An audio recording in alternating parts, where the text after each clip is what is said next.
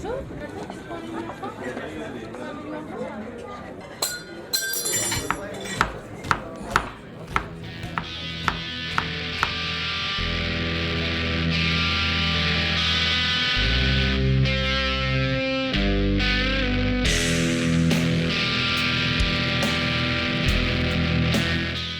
But like whenever somebody says to me, you can't do something, it just makes me go, oh, I'll show you.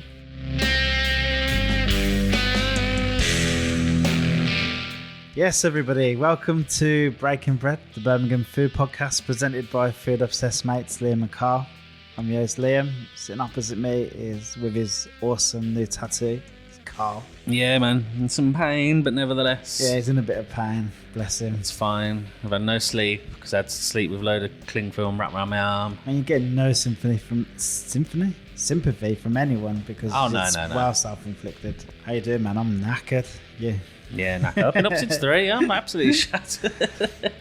Man, these last 10 days have been like roller coaster. We've been out eating, drinking everywhere. Like, we are very, very lucky. Yeah, I mean, I'm not trying to make this sound like a chore. This has been like living the dream, competition winning. Oh, especially you. You've been out more than me. yeah. It's been crazy. Like the Saturday was the one, wasn't it? Saturday was so cool. Oh, mate, Saturday. Yeah, Leeds. I went to Leeds to try. North Brews opening up at One Snow Hill, where old Opus Bar used to be. Yeah. We were very luckily got picked to go up and try the 2 places in Leeds. They're 2 brew places up there. Yeah, it was wicked, wasn't it? The beer, I mean, I could only try the alcohol-free and that was like a good range, though, yeah, 7 man. alcohol-frees. I was like, yes, I'm living the dream here. The steak was phenomenal. I can't think of another micro brewery or craft brewery where they just, which one do you want? And they bring out 7 fucking cans. Yeah, you normally get a choice of 2, which is fine. I'm lucky to have 1, but 7. Especially when you talk to them and you realise how much effort goes into making a non-alcoholic beer. Like, it's more effort than making beer. It's a double process. So obviously, you have to brew it as if normal and then kind of reverse engineer the alcohol out of it. So that's why it's expensive. So Crazy, we've got 7 different ones, man. Don't moan it. It's not the same price as a Coca-Cola because it's twice the fucking work and it's delicious. How is the normal beers? Mate, I did my best to try all of them. I heard you banging about Neon Raptor before, like you were mad on Neon Raptor. Yeah, they did a collab with Neon Raptor, who I'm a big fan of, and they tend to just do very strong beers a lot of the time. Yeah, it was all that they did a collab that I had the other night with, because they gave us some cans as well to take home. So there was this one with Dig Brew, and that was fantastic. And the collab with Neon Raptor's amazing. But just their own beers as well, just 100% their own. Like, they were all amazing.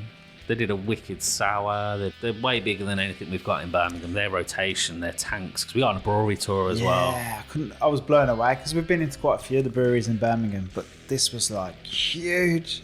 Well, I know it'd be funny. You see North Brew in like Tesco's and Sainsbury's, they're sold everywhere. They've been going for a long time though. They were here before the kind of whole craft beer revolution. Yeah, they were like really early on, weren't they? Yeah, so we went to the brewery and then we went over to their normal bar, tap room, I think they call them. Yeah, that sounds about right. And it's very similar to what we're going to expect from Snow Ale. And I got food from Little Bow Boy, which was class. Yeah, we got given loads of bows to try, didn't we? Yeah, some really great bows. The beef one was phenomenal. The tofu fries, man, surprisingly good. You know what? That was one of my favourite things, the crispy tofu fries. Crispy tofu was delicious. But did you try the tofu bar? No, I never got a chance. I felt bad having the tofu bar. Yeah, there was some vegetarians there, weren't there? It seems mad to nail all the chicken and the beef ones and then start eating the veggie ones. Yeah.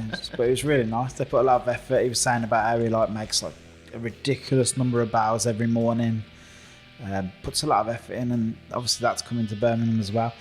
It's in a quite handy spot, but it's an unusual spot because they're asking you to do something you've probably never done before, which is come out of Snow Ale and turn left. Yeah. Don't go straight to Great Western or right. Turn left. But I mean, it's literally like you turn left, you can see it. It's right there. It's not far at all. Like, it's going to be a good location. It's going to be a wicked bar. I'll just go and grab a couple of bars and a cheeky pint before getting on the train to Snow Ale. Perfect. Perfect, yeah. But yeah, they're coming. There'll be more information on that soon. Yeah, that was wicked. There'll be like an opening party, and hopefully we'll be at that and stuff like that. So you'll see plenty of pictures and stories for that. And then the day after, no rest. We went to a pop-up we were mega excited about. Yeah, super pop-up, man. Yeah. That's crazy at Bonehead. Bonehead and Cobra Co, I think it is. Yeah, Apologies Cobra if that's Co, not it. yeah, I know it's Cobra, definitely. Ramen. We just ordered one of everything, didn't we? Yeah, one of everything. Your little tick Well, not one. We had a ramen each. Must yeah, share a ramen. ramen. You don't share ramen. Nah, it's not a share of food. But that was fantastic. Yeah, I did feel a little rough, but he didn't stop me drinking, so I didn't feel that bad. The fried chicken was banging. Oh, you had what was it called? Sake bomb. Sake bomb, yeah. Yeah, I was highballs and beers. I was going through that day. Yeah, I loved it. The whole experience. It had the music as well, like Japanese music playing. Yeah, like Japanese metal and stuff like that. Like, just perfect. Yeah. Like, it's everything about that place. It's just fucking perfect. Yeah. It was a perfect team as well. Kobe really stepped up as well. That ramen. It's probably, well, I haven't ate a lot of ramen, just pulling it out there, but that was... Oh, mate, it was ridiculous. It was so tasty. Everything about the experience was great. Photos turned out pretty well, so if you want to see them, head over to our Insta. Have a look at them. Check the photo. They're like professional quality photos. Great photo of you. Stuffing your face with noodles. I tell you what, man. Don't take a bad Can't photo. take a bad photo of this kid, man. Yeah, and then Monday, again, next day after that, we were out again. What do we do Monday? See, this is Chef's all, I know lunch. we just talked about it as well. I've just forgotten everything because it all blends into one giant weekend of madness. So the Chef's Forum very kindly invited us to their lunch down at the Grand Hotel, which is a place we loved anyway. Yeah, there was some crazy good cooking that day. And it was good to meet, like, 'cause it's like a big networking event. You speak to loads of people in the industry, and loads of people that have been on the podcast were there. Remember, like, on the way there, we were a little bit nervous because we were a bit like imposter syndrome, I think. We were like... You were, I don't give a monkey. I was a bit like, this is for chefs. We're not really chefs. We don't even work in hospitality. I did keep getting asked, like, oh, Breaking Bread, where's that? Yeah, what I'm restaurant's that? Like, we're a But then podcast, baby.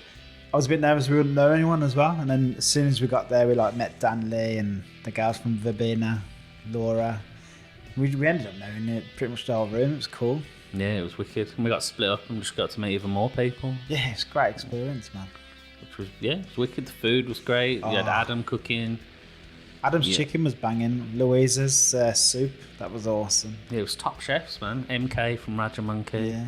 Angelina. Yeah, There you Tuto. go. Said that in unison. Just a great day. We had great fun. Yeah, no. There was more people cooking as well, and it was people from the college in there as well, and it was just really nice. Good food. Good vibes. Went out afterwards. Went Albert's after. Just a good day. You gotta, if it, like, Albert's is one of them for me now. It's like, If you're in town, you gotta go. if I'm in that part of town, I would be amazed. Even if I just went to not go in or eat or drink, I'd be amazed if I didn't pop in there for a Pilsner. I think you said pills then.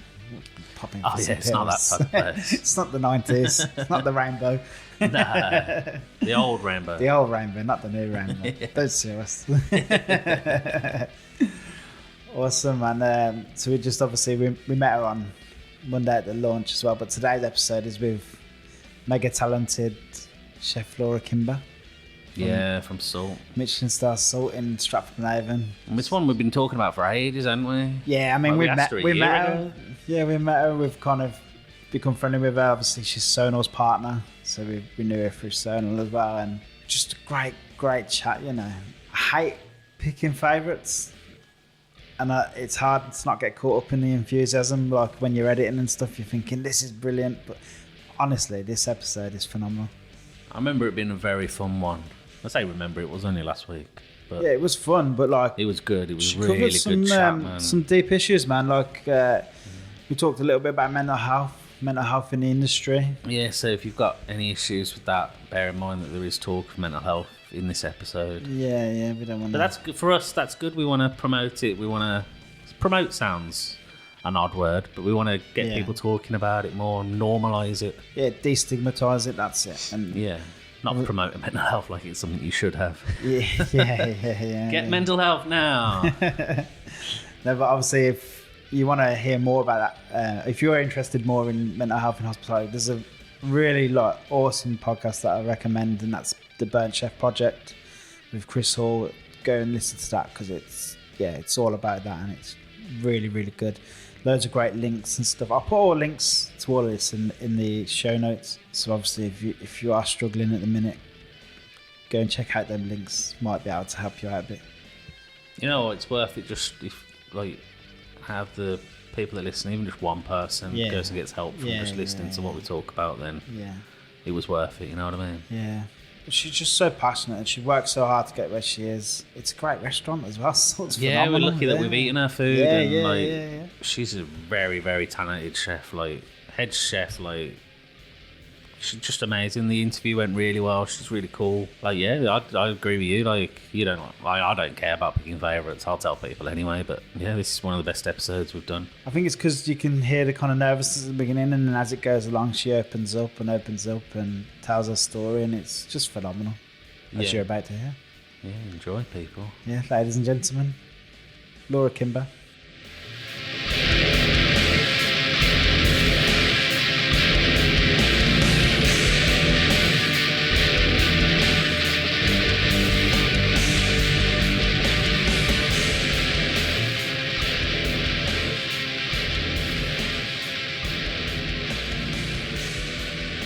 And then I kick in. Hello? What are you doing? He never does that. Let's see how it goes from here. Hello, I'm going to make it really hard to edit this one. Yeah, I can tell. He's swinging on his chair. I know, it's not creaking. I don't know what's wrong. Laura, welcome on the podcast. How you doing? Very well. Thank you for having me. It's only been 10 months since we asked you. I know. To be fair, we've got you on quick compared to some people that we've asked. Well, I'm privileged then. I think Honoured. Pip, when we had Pip, I think it was like 2.5 years. Or so. Yeah, it took a while. I think she was literally the first person I asked to come on the podcast, and she was like, "Yeah, man, fuck it, let's do it." And then like 2.5 years later, what COVID happened. That's the excuse. Yeah, it did it's fine. fuck up a It's lot not of a stuff. problem. Just blame COVID. It's always the one. Yeah, It does seem like a lifetime ago. Remember that night where we met you at Craze? Yeah. Oh yeah, That that was was ages ago, wasn't it? 3 years ago. I think we'd only Or am I just lying? started the podcast then, hadn't we? It was this time of year It was this I time. know that. Yeah, It was, yeah. because it was really cold. Yeah, and everyone was looking for So- this place that we'd never heard of. I can't remember what it was I called. know it was now. being underneath a hostel, wasn't it? A restaurant. It was 3 years ago. So. It definitely was 3 years 3 ago. years I remember ago. that now. Yeah, because I'd only been with Sonow a few months then. So yeah, Yeah, it'd been three years. that is madness, isn't it? It's crazy. Yep. There you go. Look how 10 far months, so you've everyone's done come well. since Yeah. That's it, man. Here we are. 10 months. I thought you was just 3 years. No, since I... Oh. No, you've been there. You did really well in them 3 years. Yeah. Well, Yeah, we'll yeah. cover that, don't worry. Yeah. Coming up later. Yeah. Coming on later. Crazy 3 years, but no, We've done it's been 5 great. minutes on the BBC. Now Carl thinks we're like radio presenters. I missed that. Yo. I really missed that. I I didn't do wanted to anything. listen You did to it on it. the... I was just sat in the kitchen laughing. Do you know what? Listening to it. I was that nervous because they tell you like, oh, you can't mention like specific restaurants. You can't mention. And I'm like, well, that kind of defeats our That's your podcast. Yeah. But we did actually mention Sonar because Nice. they were asking us, and I thought, who was I thinking? I was trying to think of like the most crazy stories, and I was thinking of Sonar going over like the desert in a hot air balloon. I was like, yeah, definitely. Yeah, Oh, he's a man. ridiculous human being. He's just, what a guy. Yeah. But we've done that podcast with him. It was a and great we've all heard- podcast. I'm biased, but Today it was your best podcast. That we've ever done. Next to this one, obviously. Obviously, yeah. This one's all about you, and how's things? Good. Yeah, good. Still busy, still going. We're all still there. It's a Yeah. weird thing, isn't it? Because I mean, I was out in town Saturday night, and it felt like the German market was back in town. You know, what I mean? It was The that lights busy. are up already Don't as bring well, that- and it's like, oh, Don't bring the German market up. It was so busy, and it's like, are people not watching the news? Are we not meant to be just about to go into like the worst recession ever? I know. And it's like, no one cares. I was like, I'm No. going- still going out. Maybe people are just making the most of it now. They're like, fuck it, I'm going maybe, to spend my money now because I'm not going to have any come next year. Yeah, yeah. it must be that because everyone's still going out to these. We were at 8, and that was busy. I was at 8, wasn't. Where was I? I was just eating curry at home. nice. I was just Vindaloo from one Yeah. of my favourite takeaways, so I was pretty happy. So things are just keeping busy. So you're from obviously Michelin Star Salt Yeah, in Stratford and Avon, yeah. which is like I call stuff great at Birmingham. Yeah. I believe like anywhere from kind of Stratford up to kind of near Stafford, that's all kind of Birmingham, I would say. Yeah. But No. that's how I sneak it in anyway. Yeah, we can get it in that way. Well, I live in It's- Birmingham, so that's Yeah, the you link, live isn't in it? Birmingham. It's There you fine. go. I'm here. You're a Brummie? No. No, you don't I'm sound not. like it. No, Unless you're no. posh. I'm from Winchester originally, down in Hampshire. So yeah, my parents still live there, so get to go down quite a lot and see them. And yeah, that's my roots really, Winchester. And yeah, I've travelled, lived in different parts of the country: Chester, Padstow, Cotswolds, and now settled in Birmingham for 3 years. So yeah, it's been great. All in all the beautiful places in Very in nice the UK. places. Yeah, Manila came to great. the most beautiful place in the UK. I love Birmingham though. It's such a nice city. Like I've never been before I lived. Like, and everybody's really nice. What did you think before you came here? Did you think it was going to be as nice as it was? You can be honest. It's all right. I don't know. It's sort of one of those places you just sort of drive past on the motorway. I didn't really have any sort of ideas of it, you know. Yeah. But as soon as I got here, I was like, yes, I like it. I really like it. Because I always wanted to live in London. My sister used to live in London. So whenever I used to visit her, I was like, I have to live here. She was like, you don't. She was like, there's a difference between visiting and living. So to move to Birmingham, I was like, it's a great city. And it's not that like manic London scene, you know. And people are genuinely really nice here. They're just lovely. It's great. And the food, restaurants, all that sort of thing. Brilliant. So how long ago did you come to Birmingham? Did you say I moved in 3 years ago. 3 years ago. Yeah. Good time to come, really. Everything since then. It was. I it's moved just- in 2 weeks before lockdown. Wow. Yeah. That was intense. Why did you pick Birmingham? Just because Sonar was here, so I moved in with him. So yeah. And then Boris made his speech, and that was it. That was that. Oh man. That was so Locked weird, locked that into was. Birmingham. And then you were just locked in a flat with Sonar for a year. Yeah.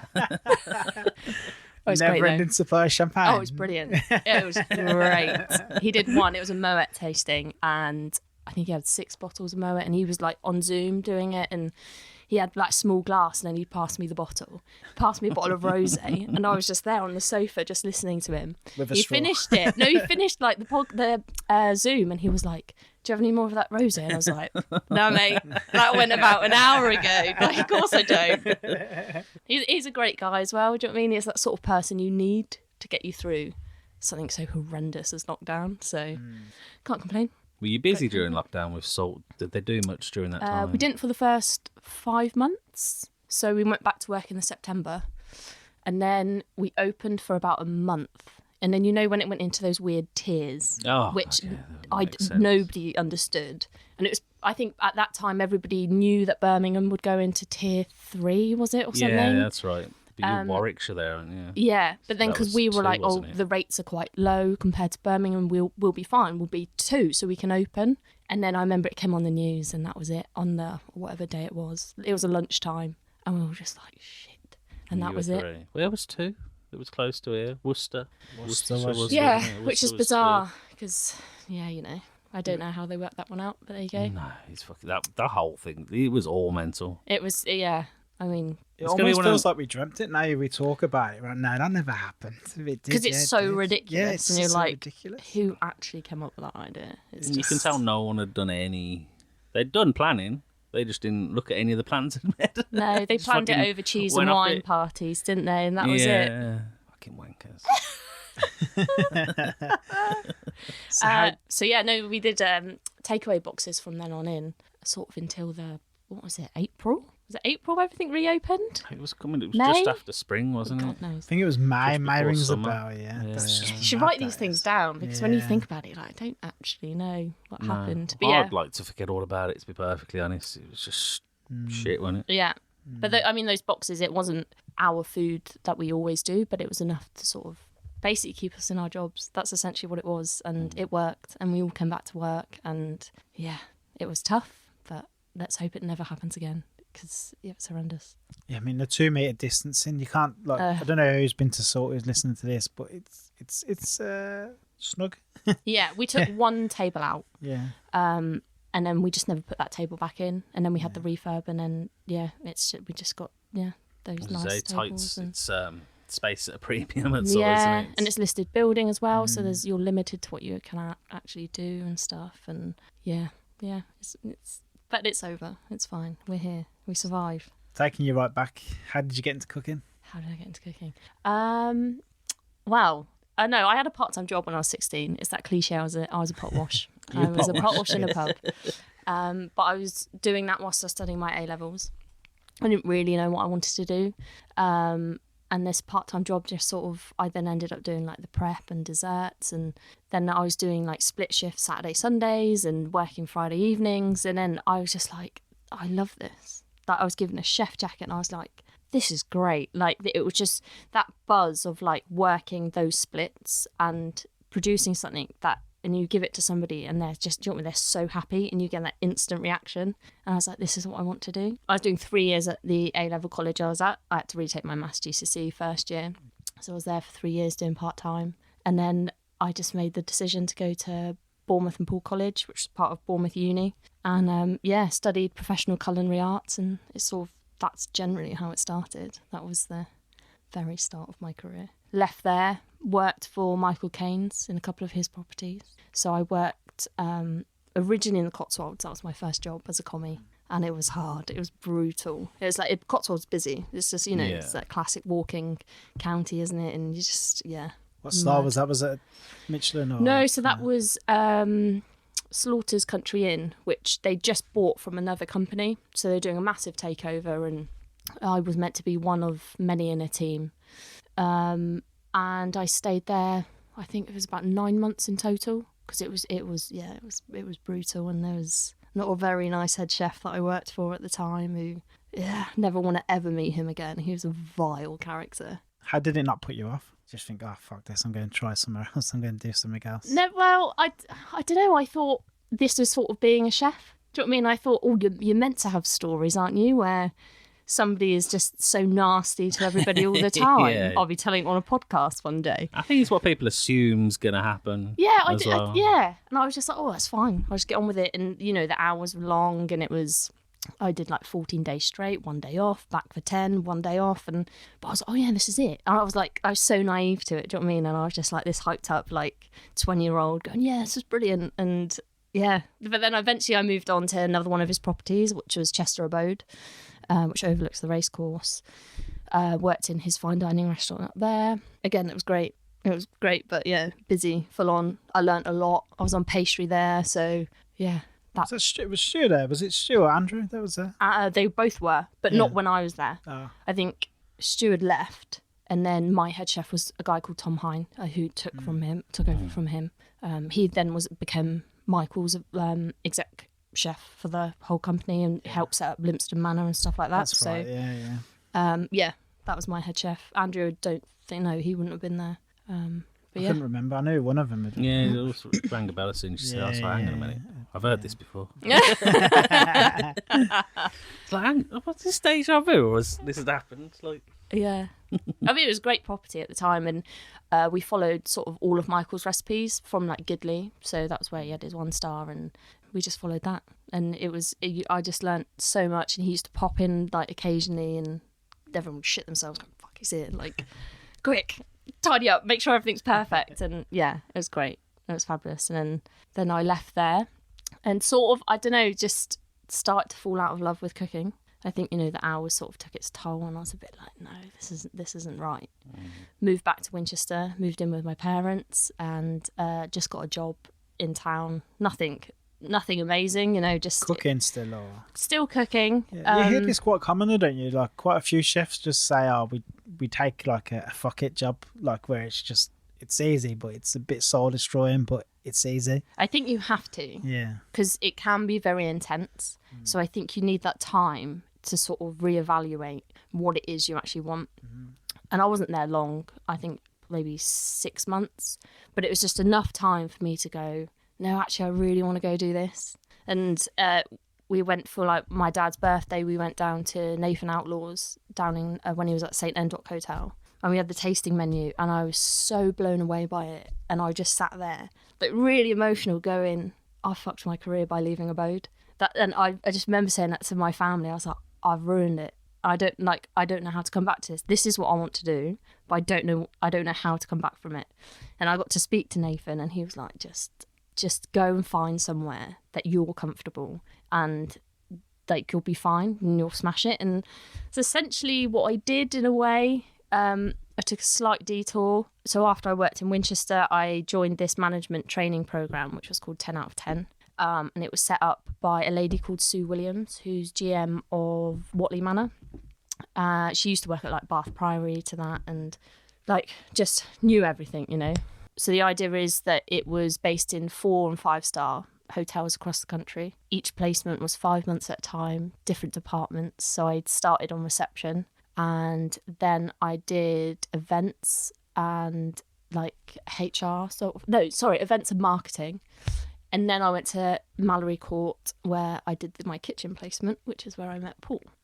And after that, then I did housekeeping at Chewton Glen, which is, oh God, hats off to any housekeepers out there because it is brutal and people are disgusting. Like, so gross. It's like you're paying £1,000 a night for this room and you're just vile and disgusting. Like, come on, put your rubbish in the bin. Yeah, and then I ended up in Padstow at Rick Stein's for my front of house placement, which, yeah, that was fun. That was in the summer in Cornwall. Oh, nice. Perfect timing. I was like, I'll take that. I'll definitely take that. So yeah, then I ended up staying on. So Paul contacted me when he'd started his Kickstarter to set up Salt, offered me a job, and I was like, yeah, sure, I'll take that. Obviously, that opened, well, where are we? February, March 2017. So had you worked in the kitchen with him at Mallory Court? Yeah. That was a kitchen. So that 5 months with him. They at Mallory, they had two kitchens. They had the brasserie and they had the main house, which is where he was. I was meant to go in the brasserie as well, but he was like, no, you're not going. You're staying here. So I stayed 5 months with him, and yeah, it was great. Chefs become a bit tribal, don't they? They find chefs that they like working with and just try and say, no, you're stuck with me now. Yeah. You're coming with me. He said to me as I was leaving, because I had to do cook him a 3-course meal. That was sort of like an assessment at the end. I had to cook him and the general manager a 5-course meal. 3-course meal. He said to me at the end, he was like, you'd make a really great sous chef one day. And I was like, oh, okay, great. Didn't really think much of it. And then when he phoned me saying, do you want a job? Got a chef de partie role going. I was like, okay, cool. Fine, I'll do it. What did you cook him? Yeah, I was just thinking that. What did I cook him? I think it was roasted stone bass with, I don't know what garnish it was. Very brave doing fish. Yeah. I was a bit nervous, I'm not going to lie, doing that. So yeah, it was stone bass and something else. I can't remember what else I put with it. The main was duck with like a buckwheat risotto, carrots, and I don't know, actually. Dessert I was a bit annoyed at. But it was like an apple mousse, and it was meant to be an apple sorbet, but it didn't work. And he was like, you would call it a granita. I was like, okay, that's fine. Then we'll go with that. Yeah, it's a granita. That was it. It was quite simple, but it sort of like reflected my 5 months with him. You know, it was sort of stuff that I'd learned when I was at Abode, like I'd used recipes from there, but I'd also sort of reflected how he sort of cooked and his philosophy on food, and which I think is important when you go work for a chef. That's, you know, you want to have your own identity in your cooking, and what you put on your plate is you. But I think the idea that if you work with all these different chefs, you should pick up little bits of skill and their philosophy, and especially if you're with them for a long time, you need to understand them and how they cook and what they want to event their eventual goal. Do you know what I mean? That makes sense. Yeah, so that was that. And then he phoned me when I was in Padstow, and he was like, there's the job. But it won't be until February. And I was like, okay, that's fine. So I stayed in Padstow until the January. So I did 9 months or so in Padstow, and yeah, it was fun. It was very fun in Padstow. Yeah, party town, small little party town down there. Isn't it just like Rick Stein owns everything there? Yeah, it's like a monopoly board, really, isn't it? But yeah, him and Paul Ainsworth. Yeah, they just own the whole town. Yeah. So I worked in the seafood restaurant, which is in the middle of summer. Oh my god, it's manic. You'd be doing near enough 200 covers in an evening. Wow. Oh yes, get your running shoes on for that. Yeah. I can imagine it's very busy around the summertime. And the menu's huge, and you had to know like everything on it, which is great. Like you understand the food again. And then you had to know all the wines by the glass, and they had sommeliers, but you needed to know the wines by the glass and all the detail and stuff. And it was great. It was really great. And it's quite old school in how they approach things and how they serve still, and they've got runners that come up with big trays and stuff, and like you just have to fill it a Dover sole at the table for the guests. I learnt a lot from that side. Would I ever do it again? No. Like an own fish cookery, that's one of the hardest. It's the hardest because it's the easiest to fuck up as well. Oh yeah, and I think it's easy to overdo it. In fish, for me, I like it quite simple. Like don't play around with it. It's fish is fish. If it's a good quality, it will speak for itself. You don't have to put too much on a plate for it to. You'll end up destroying the flavors. I think of something which is so beautiful, and you have to respect it because it's fish. You have to be sustainable with it. I think we have to be conscious of how much we are fishing, and if you end up just absolutely overcooking it and just You fucked mutilating it. It's Especially the just cost of it as well. Some of it's like ridiculously like, priced to get hold of. day. It's like stock market. It's just insane sometimes. Well, you cooked one of the best fish dishes I've ever had, and it's your dish as well. Oh, it was my 'Cause dish. I said to Paul, "This is amazing." He was like, "Yep, that's Laura's dish." Yeah. And I said, "No, this other one was good as well." And he was like, "Yeah, that one's Laura's as well." Yeah. Just That get was the menu, tick them off, like which one's mine. turbot and potato mousse. Yeah, and then it like, had Marmite butter on scratchings. top. Yeah. Oh, it was ridiculous. Yeah, yeah. You remember that one? Yeah, of course. That was There's some dishes that I think about just every now and then. I'll just be like, "Oh, remember one. that dish?" And Nice. that's I'll take definitely that. one of them. Thanks. It's great. I'm thinking about that dish now. I've got a big smile on my face. Yeah.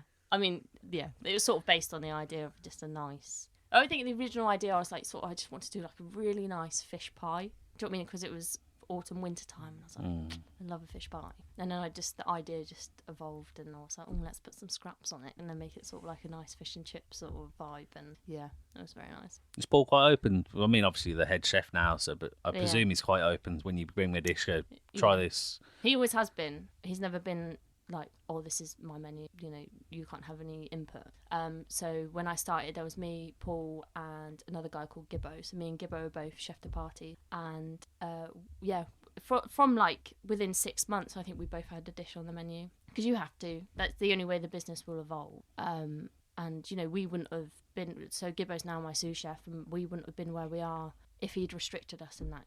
We would potentially still chef de parties and getting bored, whatever. Do you know what I mean? Like, you have to do it, and it would be honest. You'd be like, no, that doesn't work, or yeah, no, it's great, but maybe add this or do that to that, and you're like, okay, you take it on board and you do it, and it will be on the menu. But yeah, no, I know I've adopted that as well, because I've just thought I just don't want to take any creative control away from anybody. Like, I could have done becoming head chef. I could have been like, right, I'm going to put my mark on it, and this is mine. But I wouldn't have got the respect from, like, Gibbo's been there. Like, I wouldn't, people have just been like, who is she? To, like, a week ago, she was the sous chef, and now she's coming here telling us what to do. I was like, everybody has different strengths. Like, pastry's not my strength, whereas it is other people's. And I want every single dish to be, like, beautiful and perfect. That I'm not going to go in pastry and do something which is sort of half-hearted and, like, it's not the same quality as, like, a main course or something. And that's the whole point of having a team. You're all a different skill set, and you should all come together. You've all got the end goal, the same achievement that you want to make. So everybody should be involved, from the apprentice up, really. What is your strongest area then? Is pastries like your worst? What's the top end? What's the thing that I'll smash at it? I think probably fish and meat curry, to be honest. Like I like being on sauce, and it's probably. I'm quite a stubborn person, and typically, like, women go in pastry when you first start. So my first job, the head chef said to me, I'll put you in pastry because women have cold hands. And I was literally like, sorry? I was like, okay. And sharp knives. Yeah. Playing fire there, mate. But, like, whenever somebody says to me, you can't do something, it just makes me go, oh, I'll show you. So I'm literally, like, so determined to sort of do, I guess, the typical, like, boy sections, where it's like meat and sauce is always like where the big chef goes. And I was like, no, but I want to be on sauce. I want to prove that I can be there and I can be as good as them, if not better. And then for somebody to tell me I have cold hands, so you go on a pastry, I was like, fuck off, mate. I'm like, come on. No. Jesus. So yeah, it's sort of my, like, I'm comfortable in that section, and I can, quite competent, I think. You said then you're quite a stubborn person, but then before that you were talking quite openly about how it's a team effort and letting go of stuff. Is that did that always come naturally? That part of it, like, what, being in a part of a team? Yeah, just letting go and not having an ego, putting your ego aside and saying, right, I'm not that great at this. This is somebody else. We need you to step up there, and this is good for you. And it's something you have to learn. I feel like a long time, and not just in chefing, in kitchens, in most jobs, most people get berated for the stuff they can't do instead of encouraged to do the stuff that they can do. Yeah, but every day's a learning day. I don't know everything. When I was a younger chef, I was like, I have to know everything. Like, I was so obsessed about knowing everything. Like, I wanted to know every single mushroom that you could get in this country and exactly when it was in season and, all the finer details. But you just do your head in. You just go, oh, God. And you learn along the way. Like, a couple of weeks ago, I went foraging down in Cornwall. Like, I've used sea veg before. Did I know much about it? No, but like you just have to learn that as you go along. And I think, you know, you sort of it takes a while to get away from that sort of, maybe, I don't know, I guess that sort of stubbornness of going, come on, right, I need to know everything, and I will try and do everything myself, because you actually can't do everything yourself. You know, you have to learn. You are a team. Somebody's input, your opinion might be completely wrong, and they might be right, and you have to take that on board. Yeah, and it's quite hard if you're a stubborn person to be like, all right, they were right. But yeah, you just have to. That's how you grow, isn't it? That's how you get to where you get, and I'll never go any higher if I am uber stubborn and not willing to listen to other people. Did you say his name was Gibbo? Yeah. How did that work if you both kind of started at the same level, and then there was no weirdness there, or no. So we both started chef de partie, then went to senior chef de partie. We had a couple of sous chefs come in that didn't last, and then as soon as our second sous chef left, I don't know, I just started taking stuff off of Paul. So like he'd be doing all the orders on his days off, and you know, you could see him going, guys, I just want a day off. So I'd be like, oh, I'll do it. Like I was doing the cleaning orders, I was like, oh, it's fine, I'll do this and I'll do that. And I sort of, I guess whenever I'm in a lower position, I always think, okay, I was chef de partie then, or senior chef de partie then. I wasn't senior chef de partie. I was sous chef when I was chef de partie, because I think you always have to look about the next stage up if you want to progress. If you're happy being chef de partie, be chef de partie. But like, I was a chef de partie before I became a chef de partie, because I'd done the work to get to be a chef de partie. And that's the same as when I went from chef de partie to sous chef. Like, I was sous chef when I was chef de partie because I worked for it and I grafted. You know, and when I was sous chef, I was the head chef. Like, because you just have to, I think if you really want to push in this industry, you have to look at what's the next level, what can I do next, where can I go next, what can I do to improve, and, you know, sort of look at that side of things. So when it happened, no, you know, like we get on really well, and like there was no weirdness to it. You know, I worked for it, and you know, maybe he's not quite ready, and he will be at some stage. He'll be there. He'll be the top, and he's great. But no, there was no weirdness. We're a team at the end of the day. So yeah, that's awesome though, because it could obviously some places. Yeah. I've worked in toxic places before where you're looking at the person next to you going, yeah, I know you want that job, but so do I. You know? Yeah. But that's some really good advice, I feel, there, because I feel like too much today, people in your situation would have been like, oh, and I'm not doing head chef roles if I'm only a sous, because I'm not getting paid for it, you know. Yeah. And I feel like that's a really good lesson for anyone young listening now. Yeah. If you're working in a kitchen, I'm not saying you should work your bollocks off for free, but like, if you have ambitions to go forward, start doing some of them little jobs that might get you to the next level and do them before, and don't say, oh, well, no, they're head chef jobs and I'm not getting a head chef's wage. No. Yeah. No, yeah. Yeah, it's a great way of looking at it. That's how I've always worked. And yeah. But not many people do, I don't think. I mean, you'd say it casually like it's the done thing, but I'm not sure it really is. I think it comes down to, with that, a lot of people are just in jobs they don't want to do anyway, or they're not bothered. My job, for example, I ain't bothered. I'll just go in and do what I do. I don't particularly want to be there. Get bored easily as well. Do you know what I mean? If I'm doing the same thing day in day out, oh, Christ, this is so boring. So I like to look for like the next thing, and I guess that's where it comes from. I'll be like, right, so what would somebody senior do? And I'll do it, and you know, I can't learn any other way, and that's how I do it. And were you surprised when he asked you to be head chef? Yeah, very surprised. It took about a month for me to decide, if I'm completely honest, because it was. You had to think about accepting the role, Yeah, because I think when you commit to something like that, you really have to go, this is like a minimum of another 12, 18 months of my life. You know, I can't just be like, oh, I'm head chef now, I'm going to leave in 3 months, because I haven't gained anything. You know, that would look really shit on my CV. And I've put all the hard work in to get to that point, and I didn't just want to take that badge and go, yeah, I was head chef, you know. So yeah, I spoke to Sona about it. I spoke to like other friends in the industry about it, whether it was the right decision. There's, you know, a lot of factors of like the commute and stuff, and did I still want to do that? So there was a bit of back and forth, but I think that's the most sensible thing that I could have done. Like, I didn't just want to go, yeah, I'll do it. And then maybe 6 months down the line, why have I done this? You sure you weren't just holding out for more money? No. Making him sweat.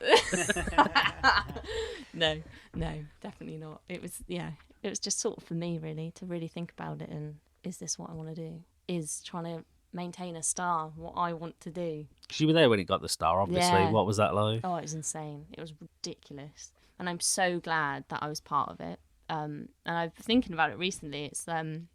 that day I will never ever get back. Whether I move on and if I'm ever lucky enough or work for it, if I ever get one of my own, I can never change that feeling and that day when we got it as a team, because it was just unbelievable. So we found out, so that was when they were doing the like events in London.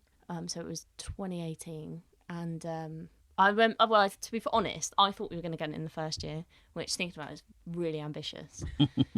So we opened in the February, and then they did the awards in the October of 17, and I was like, yeah, we've got it, we fucking got it. And I remember watching it on YouTube at home, and I was so disappointed when we didn't, but then I was like, yeah, that is really ambitious to get it in that short time. And then in the 2018, we all agreed that we didn't want to find out. We wanted to find out on the day. We didn't want to be told, because Chef got an email from them, and that's generally how it works. I think it was on the Friday, they send the emails out to the people. They don't say you've got a star, they just go, oh, you're invited to this event in London on Monday, and you're like, okay, fine. I'm pretty sure that is what it is. Yeah. It'd be a horrible thing to do that way. Just invite him down. This is Thanks what for you coming. could have Maybe won. next year. Yeah, see you later. And it was on the Friday, and all of a sudden Chef went a bit weird, and he was like smiling ear to ear, and I was literally like, oh, I think we've got it. And because we'd made that deal, right, we're not going to say.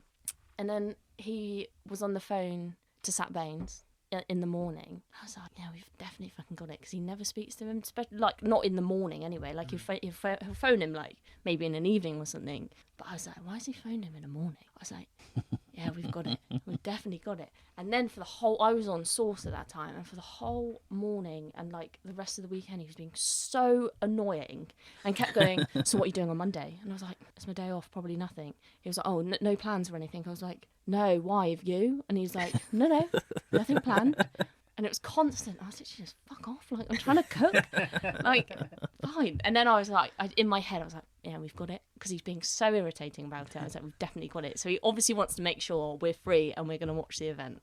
And then on the Monday, I couldn't sleep the Sunday night. And I was like, it was, like exam result day at school when you're so nervous. And I was like, yeah, can't sleep. Woke up Monday, looked at his Instagram, and he'd posted like this post that he was at the restaurant doing paperwork, and I was literally like, maybe we haven't got it. Maybe he was just being annoying for no reason. And then so I drove home, because I thought, if we get it, I want to be with my parents when we get it, because they're the people that have sort of encouraged me through the industry, and I want to be with them and watch it. And I got home, and I just didn't know what to do with myself. Took the dog for a walk, and I was like, oh God, it's like, I think it was like 4:30 it was on or something. And I was like, oh, come on, it needs to be on now. And then we started watching it, and it was all, like the crap they do before. It's all that, like, you're like, come on, just do the awards. Come on, guys, stop talking. Yeah. Come Skip on, to the come on. end. Gibbo texted me, and he said, have you seen Staff Canteen's Instagram story? I was like, no. Looked on it, and there was a picture. They'd taken a picture, and Paul was there, and I was literally like, oh my God. And I just cried. I was literally on my knees in the middle of the lounge crying, going, oh my God. My mum was hugging me. My dad was like, just, all right, calm down. It's just, just relax. I was like, okay, fine. And then, just watched it, and then it popped up. Because it pops up just Stratford upon Avon first, and you just like, shh, yeah, we've got it. And it was just amazing. Incredible from then on in. Necked a bottle of champagne, went out for dinner, that was it. Nice. Yeah. It's just so good, and I'm glad we did it with the people that we had. It was me, Chef, and Gibbo from the start, and we were there when we got it, and it was great. Do you find that it makes? I mean, it's just going to sound daft, because obviously it does make a big difference. But does it make that much more of a difference to your bookings and your restaurant after that moment? Yeah, it did. So do your bookings go off the chart then? Yeah, it did. I think that was potentially like the busiest November we've ever had, if I'm right in saying that. But then people then are more critical of you. Yeah. You get that, this is not normal Michelin star restaurants do, and it's like, all right, okay. I tend to find when I notice a place got a star, it's not more critical I get, it's less forgiving. Yeah. I think I'm guilty of that, especially if you go to a 2 and a 3. Yeah. Like 3, I've got no forgiveness for anything. Like if I hear someone sneeze, I'm like, right, thought this was a fucking 3-star place. What's going on? Yeah, it's been great, but then I also forget we have it, especially when we first got it.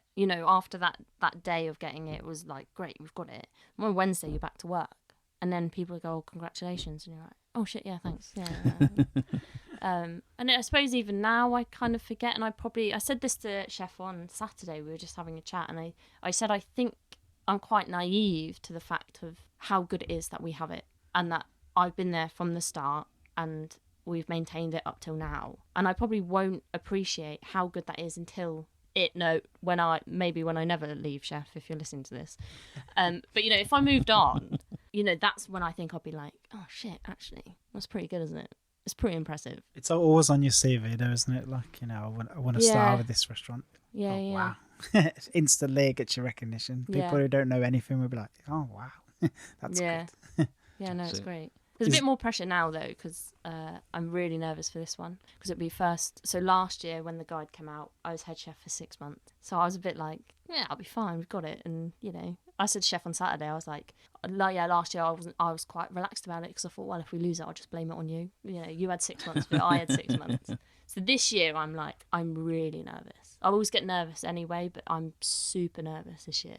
Does it change your cooking in any way? Like when you're putting dishes together or something? No, I don't think that has. I think just learning and developing as a chef myself. I think we've all sort of, you know, you refine things a little bit more. But I haven't gone, oh, that's not a Michelin dish. Like, because what is a Michelin dish, you know? I just, as I've developed, like that fish dish that I cooked for you, like if I didn't now, I'd probably do it completely differently. That's the journey I think I'm going on. From like 12 months ago, my cooking style was probably very different. And like I said, you learn things every day of different techniques and different ingredients that, yeah, I think that's what you need to do, is you need to develop as you go along.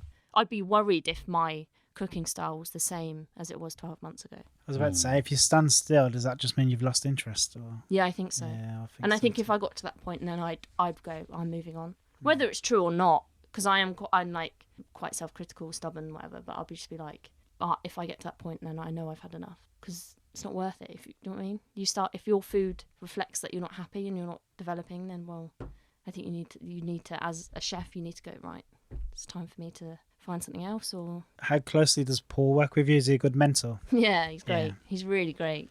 I can imagine it's so much fun. I could imagine just a day where he comes storming into the kitchen, like ranting and raving about TripAdvisor. Yeah. No. But then behind really the scenes, I'd imagine he's very, I don't know, attentive sounds a bit. No, he's very supportive. Yeah.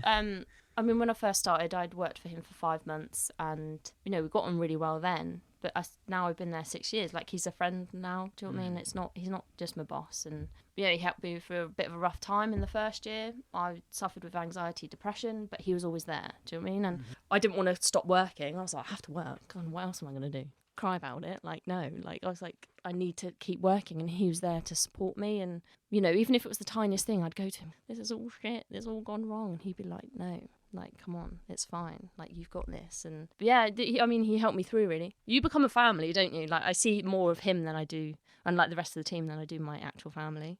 So you have to have that person that supports you and encourages you. And yeah, I mean, I wouldn't be in the position I am now if it wasn't for him. If I'd never met him, I wouldn't be where I am. So he's a great guy. Sometimes he irritates me, I'm not gonna lie. But I think he knows that. Like, I just roll my eyes and just go, all right, chef, whatever, just shut up. It's just such a big personality. Yeah, it's brilliant. But he's a great businessman as well. You know, I've learnt so much off of him in that sense, and he's always got time for all of us. You know, even if he's not there, if he's working on something else, or on a day off or something, if there's a problem, text him, phone him. And he's on telly a lot as well. Every time I put James Martin on, I'm like, hang on, he can't be on again. What's going on? He was on last week.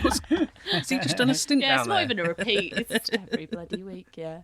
So yeah, he's a great guy, despite what Twitter might say. Yeah, it's fine.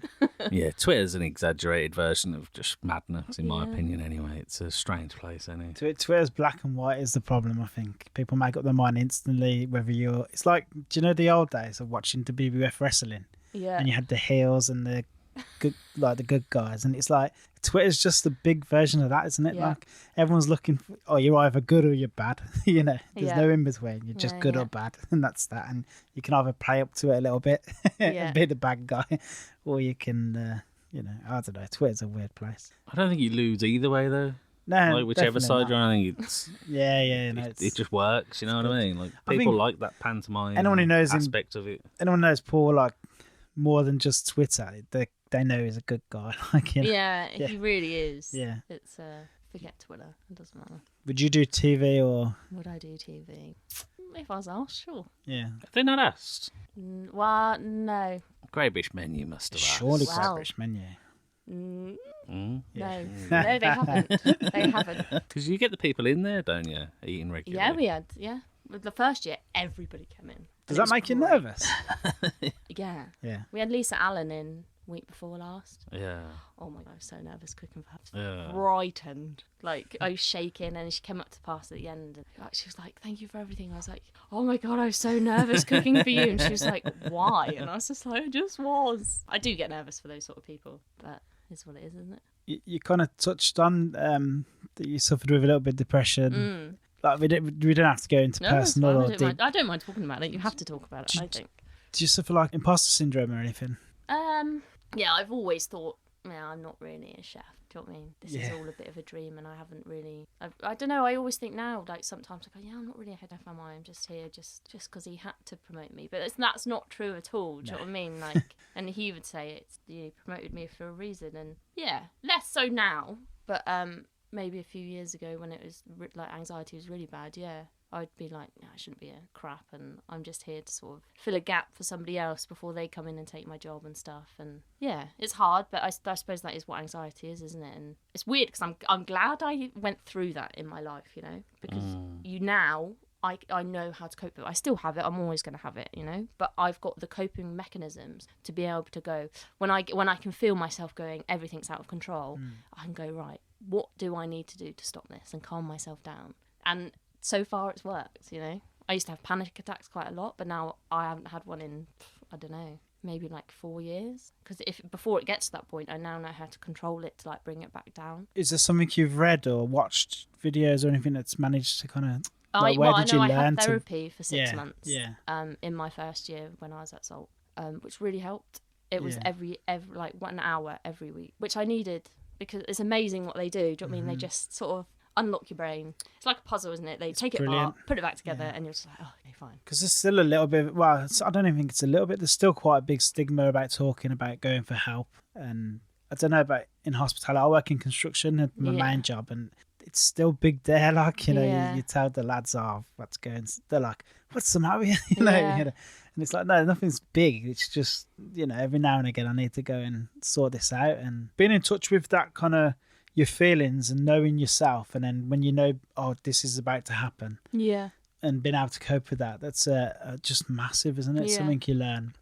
Do you feel like the industry kind of, I don't know, contributes to the anxiety and depression? Like, it's such a tough industry. I think it does. Yeah. For me, I kept working because I had to, because it, you know, it was something for me to do. And when you go through that sort of thing, it's all the thought processes in your head.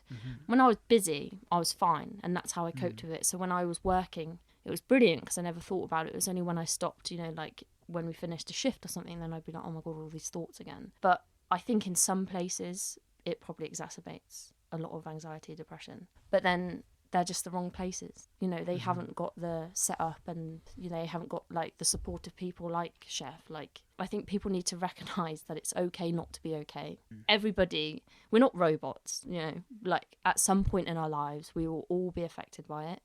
And I think it's so important to have that in hospitality where people can recognise like early symptoms of anxiety potentially, like spot burnout when that's going to happen. You know, that's probably the hardest thing, and just not put so much pressure on ourselves. At the end of the day, we're cooking a bit of dinner. Like Sonar says, we're not saving lives, we're cooking dinner. Like, that's all we're doing.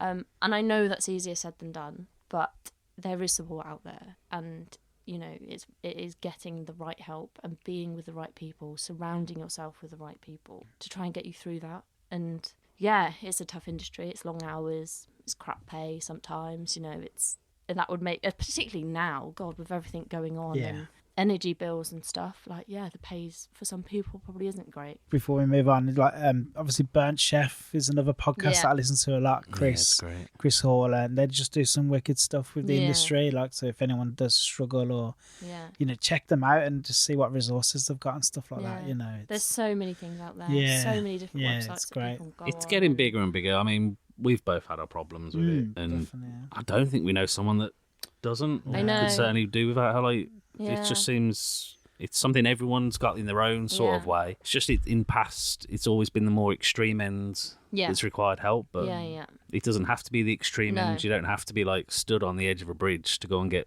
But some that's the fucking thing, help. that extreme end is because it wasn't supported and it wasn't recognised in the early stages. Do you know what I mean? And I'm so grateful. You know, I got it at a time where therapy, I got it through the NHS and the waiting list was only 6 weeks. But at that time, that was a long time. So I thought then, I was like, God, what if some people can't make it through that 6 weeks? And, you know, with the pandemic, I suppose that really enhanced a lot more of anxiety and, so yeah, I don't know what the support system like is now on like waiting lists to get to therapy, but you know there are so many other options out there. Hospitality Action, Bird Chef Project, so many different things. I think a lot of companies away from that just have their own thing. Yeah. My company have got it. Your company are pretty good with it and sending you on training for it and stuff like that. We've got mental health first aiders and stuff, which is becoming a big thing. They're pretty good. Do you feel a big responsibility to your team now that you're a manager, looking out for that kind of thing? Yeah, I do. Yeah, I really do, and absolutely, because I don't want anybody to feel how I felt at all. Like it's because it was destroying, and it you know it doesn't just affect you; it affects family and friends and stuff. You know, they have to see you go through it, and just I don't want anyone to feel that way. And you know, I encourage everybody to go on breaks and make sure you get plenty of rest, and you know, don't do anything on your day off. Don't text me about work because you're thinking about work. You shouldn't be thinking about work. Just go and enjoy your 3 days off and relax and binge something on Netflix. Yeah, just find something. Just not that Jeffrey Dahmer thing. Oh my God, are you watching it? I haven't watched it. You've watched it. I turned it off. It's horrible. See, I told you about it, and you watched it, and I ain't watched it yet, and now I'm hearing loads of stuff about it. I was like, fuck, I'm gonna watch it. Stop talking. I started the first episode about 2 a.m. last week. Oh, and why I would you do that? Turned it off. And Nope. It's honestly, I'm checking the spare bedroom before I go to bed. That's how bad it is. It's horrific. What to do about that? You had steak tartare at the church Brilliant. the other night, and the church, and I was like, oh God, I can't. I love steak tartare. Menu, but- please. I was like, no way, I can't do that. But yeah, You get a bit of TV thrown in for the people Bit as of well. TV, yeah. There you go. TV recommendations and everything on this podcast. Yeah, watch it. It's fucked up. I know that's quite heavy, and sorry, it was very heavy. No, But don't it's important You know what? apologise. People don't It's- talk about it's it and so bring it up. Then important. it's. Yeah. I'm so happy you brought it up. To be Yeah, honest. me It's too. important yeah. we talk Yeah, about it's these so things. important. But the only thing is, the next thing I've got to talk about is quite heavy as well, and it's Go like on. so. Obviously, how many Michelin stars have you got in the West Midlands? Like 8, 7 or 8, and you're the only female. Yeah, I know. Head It's chef. weird, isn't it? It's so weird. So you'd think there'd be more if you had 8, for example. Let's just say Yeah. 8. To only have one female head Yeah. chef, it doesn't seem proportional. I think you'd have to go to London for the next female head chef. I think that's the between here closest and you'd there. have to go. Obviously, I can't ask you to talk for a whole. for a whole sex of people. But why do you think that is like? It's crazy. I don't know. I sort of struggle with this. Like, I'm really proud that I am the only, and I believe the first ever female head chef of a Michelin star restaurant in the Midlands, which is great, you know. But I don't like to let that define me. Like, my gender has never got in the way of anything I do. Like, I want to do what I want to do, and I'll go and do it. Like, I played rugby for Hampshire when I was a teenager, you know, which some people are like, oh, it's quite a boyish sport. But no, like, I like doing it, so I'll go and do it. I played football, all these sorts of things. So when it comes to, like, work, I'm not any different to anybody else. Like, I should just be recognised on the fact that I'm a chef. You know? Oh yeah, 100%. If it was written down on paper and you didn't know anybody's gender, like, you know what I mean, you just that's my CV, and it's great and it's brilliant, and I'm there because I work there. So I just find it a bit strange that I think probably the higher you get as well in the industry, my gender is obviously more recognised and stuff, and I just don't really understand why. I don't understand the fascination behind it. Like, yeah. I think It's a shame that it's a shame that it's a subject. You know what I mean? Yeah. It's a shame that you it's have one that I it just ever like, gets brought up. yeah. But in the same sense, it gets brought up because it is a thing. Yeah, it is what it is, and I understand that, and it's great, and I'm really proud of that. But I don't like to let that define me. I think we're sort of on a dangerous sort of path of going, like, you know, like promoting like female-led teams. Like, for me, that's not progressive. if you want this industry to be the best that it can be, we need to encourage people from all different backgrounds, from all different sort of educations. Like, we don't need to start sort of then separating people out by something like their gender. It's a really tricky one, because I know there's so many people out there, but like, oh my God, you're so wrong. But like, for me, there's no right or wrong. No, answer. you're allowed I know, your but it's opinion as just a well. bit- Like, if you think something, that's Do you get fair many enough. young female chefs who like want to come on stages because? Yeah, like, we had an apprentice recently called Sarah. She was brilliant. She was Did lovely. she specifically choose there because you were the head chef? Yeah. Which I was just like, what? This is weird. And then she sent her, the guy that's running her apprenticeship, he sent Paul a lovely message saying how nice it was to work with me and inspirational to see a woman in such a high position, which is great, you know. And I don't deny, I look up to, like, my favourite head chef, my favourite chef in the country is Claire Smith.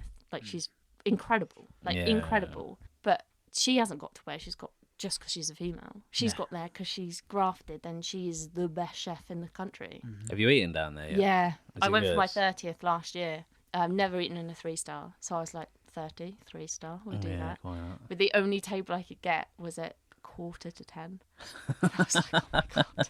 We didn't I'd be leave until asleep. like 1, and I was just like, oh, this is the latest I've ever eaten. But yeah, it was incredible. And I met her, and I massively fangirled. And there's a horrendous picture of me, and I'm so like geeky. So it was me, Sonal, and her. And Sonal posted it on his Instagram. I was like, you are editing me out because I look awful. So it's just a nice picture of him and her, and I was like, great.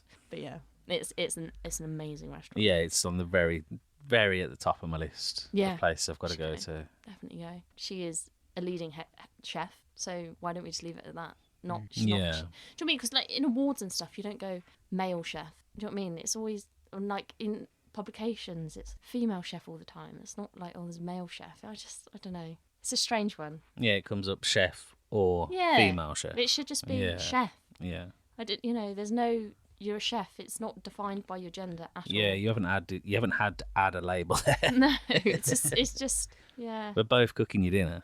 Well, exactly. So yeah. I think now more than ever, it's like madly obvious that there's just a massive shortage of chefs altogether. Yeah. Yeah. There is. And it comes down to education. For me, it's education. Because I remember when I was, 15, when you're picking what you want to go on to do, like A-levels or whatever. So back home, there's a really good A-level college, which is the one I went to, Peter Symonds, like, amazing college. But that's where everybody went. Do you know what I mean? It was always, you sort of need, like, everybody was encouraged to go to Peter Symonds. And if you didn't, it's a bit like, ooh, what are you going to do? And it was always, you're going to catering. Do you know what I mean? That catering's always, like, seemed as the lesser. But why? Because it's an amazing industry to be in, hospitality. It can take you all over the world. There's so many opportunities, so many different paths you can go down. And I think that's where it needs to be encouraged from the very start. Not, oh, go and do your A-levels, go to uni, go to try and get a job afterwards. How about you go to college, you study catering, and then you'll get a job. All right, the pay at the moment when you first start probably isn't great, but for somebody of such a young age, just start building off of that, you know? And that I think that's where this industry needs to change. And probably the government and education needs to change, is really focus on the less academic subject. Definitely. You know?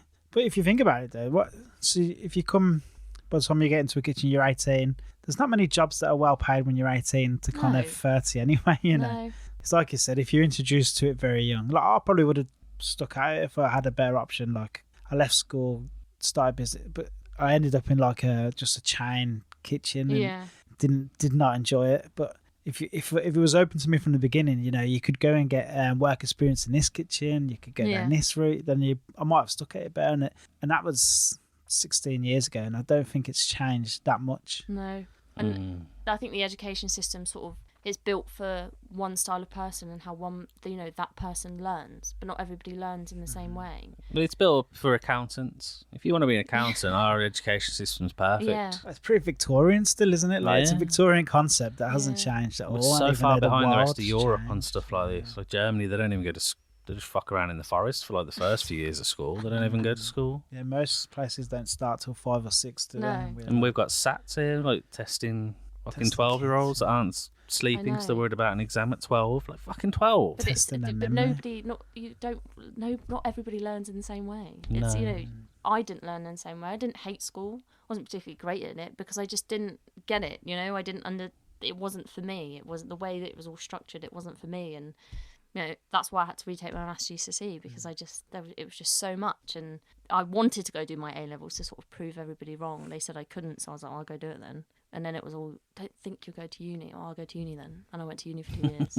So Cooking can be so creative as well. Like exactly. you think of some of these brilliant art minds, like artistic minds, and what they could have done if they were encouraged from a younger age.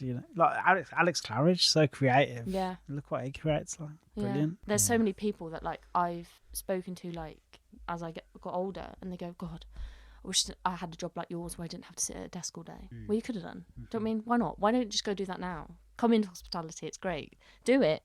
Does that happen often? Does many people that like in their 30s or anything? Did they come across or?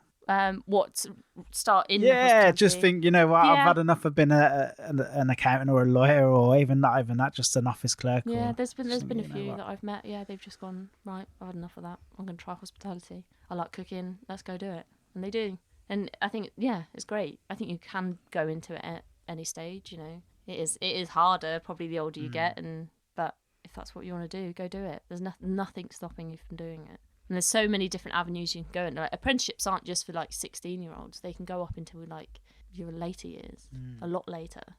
So it's any time. And I think that's what should be encouraged, really. But there's so many like roles as well, like in hospitality. You don't think like if you just love pastry, there is. I mean, we've spoke to people who their sole job was working in a large hotel where they just done pastry. yeah, There's loads of that, isn't there? yeah, So, yeah.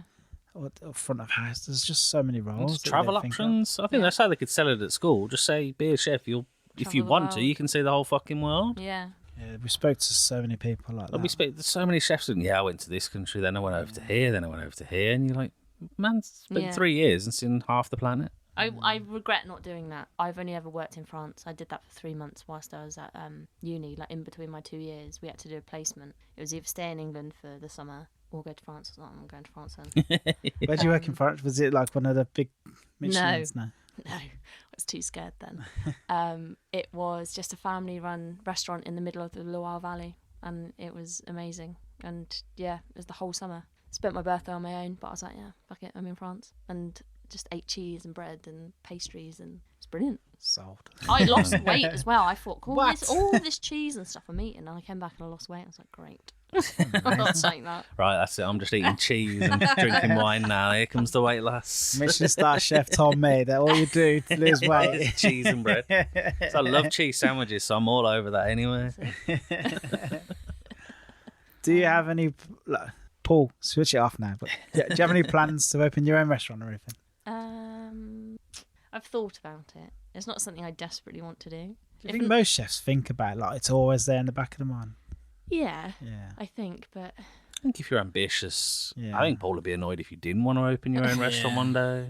maybe. Yeah. I do and I don't. There's a lot that goes into it. I suppose now is not the financial time to be looking at No. striking out and right, I'm going to open my own restaurant. So, Yeah, it should be happy. Unless you're going to open one in Stratford and call it Pepper or something. I know I said that because there was a restaurant next door, and when we opened as Salt, I said they always should have rebranded as Pepper. I would have done just to piss him off. Yeah, or vinegar. That would be a good prank, that one. Yeah, I mean, we'll see. Who knows? Sona can run front of house. I was going to say, you and Sona would be like a dream team. Like, I was going to say, if I win the lottery and if I want to open a restaurant, I'm coming to you and Sonal too. Here's the money, just go and do it. Yeah, we'll see. We'll see one day.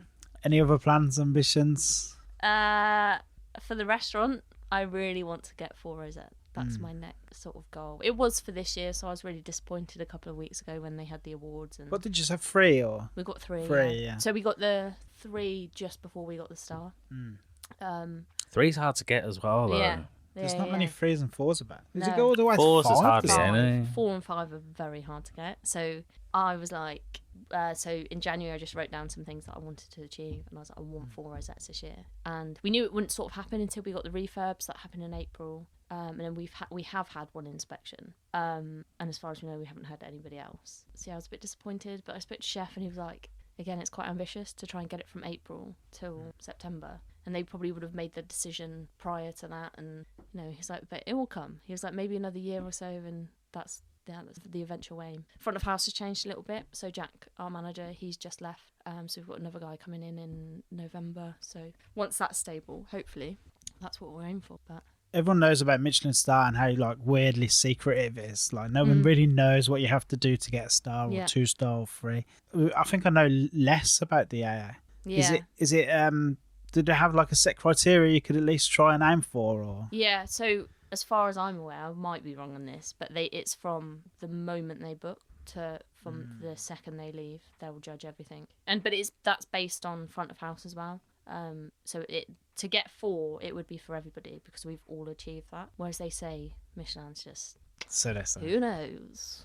Who knows? God knows. It's fucking mad business either way. Yeah, it is mad. Like these secretive little inspectors that come round and just like make or break a whole career essentially. Especially if they take a star off someone. Like you could break a person. Inspector. That'd be like. I know. I always think that's probably quite a good one. But then if you think you're AA inspector as well, you have to go to all of. It's not just all of the 4 and 5 rosettes you have to go to, and the 3s. It's everywhere. The 1s and the 2s. They don't always get to eat out in the nicer place, but yep. I still won't mind it.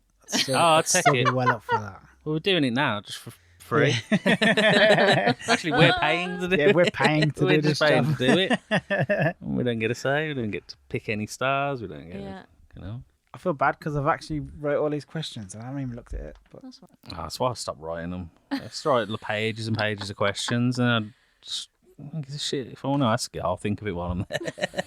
You know what? It's all we've done it. We've done it. Yeah. You basically cover a lot of the stuff just naturally.